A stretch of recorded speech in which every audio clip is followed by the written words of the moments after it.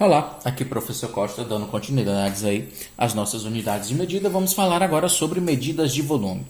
Gente, para falar de volume, certo? A gente vai se referir a volume, nós estamos falando de um espaço ocupado por um corpo, certo?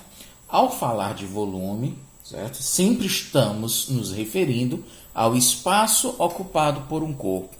Esse espaço pode ser preenchido por um sólido, um líquido, um gás, enfim, certo? E para comparar, certo, a medida de volume ou volume, a unidade padrão é um metro cúbico.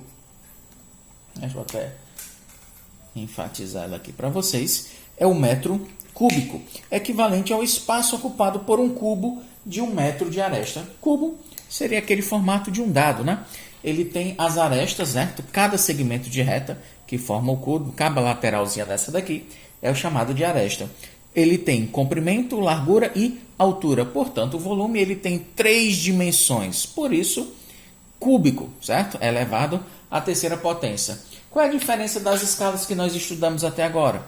Já que a gente tem aqui o padrão, praticamente que nenhuma. Tudo que está à esquerda são os múltiplos e o que está à direita são os submúltiplos, certo? E cada casa dessa daqui, agora ela suporta até 3 números, 3 valores, certo? Então, na hora de pular, de saltar uma casa, você vai estar saltando aí 3 números ao mesmo tempo, certo? A conversão é muito parecida com o que a gente tinha feito anteriormente, coloquei 2 exemplos aqui. Nós temos aqui 20 metros cúbicos, certo? Cada casa suporta aí 3 números, são 20 metros cúbicos. A vírgula está aqui justamente na casa da unidade, 20, certo? Metros cúbicos. Quero transformar em centímetros cúbicos. Vamos saltar uma casa, 2 casas, a vírgula vem para cá. Só que as casas vazias, certo? Devem ser preenchidas com 0. Mas cada casa dessa suporta agora, ó, 3 números, portanto, vão ser preenchidos com 3 zeros. 20 metros cúbicos serão equivalente a 20 milhões de centímetros cúbicos, certo? A vírgula saiu daqui e veio nessa direção, veio para cá, ok? 20 milhões de centímetros cúbicos. E se eu quiser transformar 6.543 decímetros, certo? É até assim que se lê, certo? A forma correta, 6.543 decímetros cúbicos e 210 metros cúbicos, certo? Quero transformar tudo em decímetros, né? Quero transformar tudo em decâmetros cúbicos. Então vamos lá, cada casa suporta 3 valores, então a partir daí você coloca sempre a vírgula na casa da unidade. Nós estamos em decímetros, certo? 21 para lá para os centímetros. Aqui nós temos 543, é o que suporta na unidade, e o 6 ficou lá na casa dos metros. São 6.543 decímetros cúbicos e 210 centímetros cúbicos. Eles devem ser transformados em decâmetros cúbicos. Deve saltar uma casa, 2 casas. Cheguei em decâmetro cúbico, eu devo então aí completar as casas com 0. A vírgula vai sair daqui, certo? No metro cúbico ele ainda suporta 2 números, certo? Aqui decímetro seria você acrescentar os 3, mas ninguém faz uso de números à esquerda. Zeros à esquerda não tem significados, basta você realmente colocar um único número. Seria 0, vamos escrever aqui em decâmetros, seriam 0,006543 e 21, tá? 0,006 milhões ou 654.321 decâmetros cúbicos. Vou escrever aqui, certo? É uma maneira mais usual, mas já sabemos que não é a leitura correta. A leitura você faz sempre de 3 em 3 números, ok? Então vamos falar, certo, aí sobre volume dos principais sólidos que vão ser abordados no nosso material, certo? Já que aprendemos, já revimos como fazer a transformação, vocês observam que realmente não tem muita diferença para o que a gente já estava praticando, certo? Única diferença é que agora cada casa suporta até 3 unidades por vez. Então lá, os sólidos geométricos que a gente vai trabalhar para se calcular o volume são o paralelepípedo, certo? Que seria aquele formato da caixa de sapato, certo? A caixa de chocolate, enfim.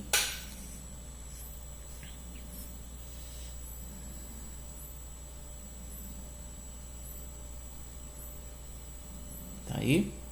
Que ele tem comprimento, largura e altura, certo? Ou ainda base, a largura e altura. Comprimento, largura e altura. O cálculo do volume desse sólido geométrico, basta você multiplicar, certo? Suas dimensões. Comprimento vezes largura vezes altura. Lembrando que se as unidades que representarem comprimento, largura e altura não estiverem na mesma, certo, unidade, não estiverem representados sobre a mesma unidade, eles devem ser transformados na mesma unidade para que você possa multiplicar sem grandes problemas. Além do paralelepípedo, nós temos também o cubo. Já tinha feito um para vocês, certo? Ele tem esse formato, certo? Seria aí o formato de um dado.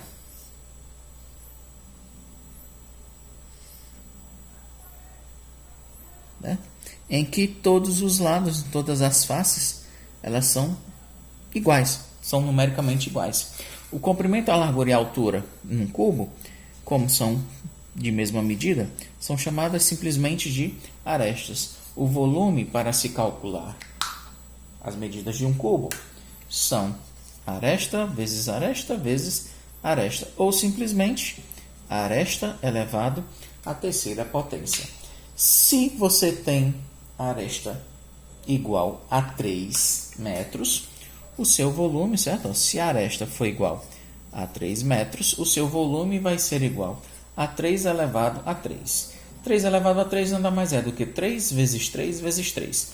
3 vezes 3 é 9, 9 vezes 3, 27. Portanto, nós teremos 27 metros cúbicos, certo? Seria o volume do nosso cubo. Tranquilo? E no caso do paralelepípedo, professor, é muito diferente? Não, é exatamente a mesma coisa. Vou apagar aqui esse exemplo, certo? Imagine que o nosso cubo aqui, ele tenha comprimento de 5 centímetros, largura de 3 centímetros e uma altura de 2 centímetros. Qual que seria o volume desse nosso sólido, desse nosso paralelepípedo? Volume é dado por comprimento vezes largura vezes altura. Substituindo os volumes, ó, comprimento é de 5 centímetros, largura de 3 centímetros, altura de 2 centímetros. O volume vai ser 5 vezes 3 dá 15, 15 vezes 2 dá 30, portanto 30 centímetros cúbicos. Não esqueçam da unidade, elas devem estar sobre a mesma unidade para que você possa multiplicar.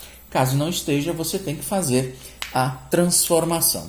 Galera, sobre medidas de volume, é realmente só isso que nós temos para apresentar para vocês. Mas nesse mesmo tópico, é interessante vocês verem aí que ele faz uma ressalva sobre as medidas de temperatura, certo? Embora a gente não vá cobrar isso de vocês, mas como ele abordou o livro, é interessante que você faça essa leitura do livro, as medidas de temperatura. Quero falar para vocês pelo menos das 3 escalas que ele menciona: escala Celsius, escala Fahrenheit e escala Kelvin.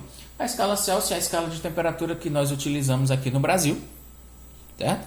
Onde você tem no final, certo? No fim dela, 0, abaixo de 0 são valores negativos, certo? E vai subindo, certo? O 0 é uma indicação para onde a água está no seu formato sólido, certo? E líquido. Abaixo disso, abaixo de 0, somente sobre a forma sólida. Acima de 0, certo? Ela vai ficar líquida até 100 graus Celsius. Na temperatura de 100 graus Celsius, ela começa a virar vapor. A 100 graus você tem tanto água líquida como água no formato vapor. Acima de 100, você só tem água sobre o formato de vapor. A escala Fahrenheit e a escala Kelvin elas têm noções parecidas, certo? Só que valores diferentes. A escala Fahrenheit ela é utilizada principalmente em países de língua inglesa. Já a escala Kelvin ela se faz presente nas publicações científicas, seria uma linguagem mais científica, uma linguagem mais mundial. Quando vocês estiverem um pouquinho mais de maturidade em matemática, é possível fazer a relação entre as escalas. É assim que os cientistas trabalham.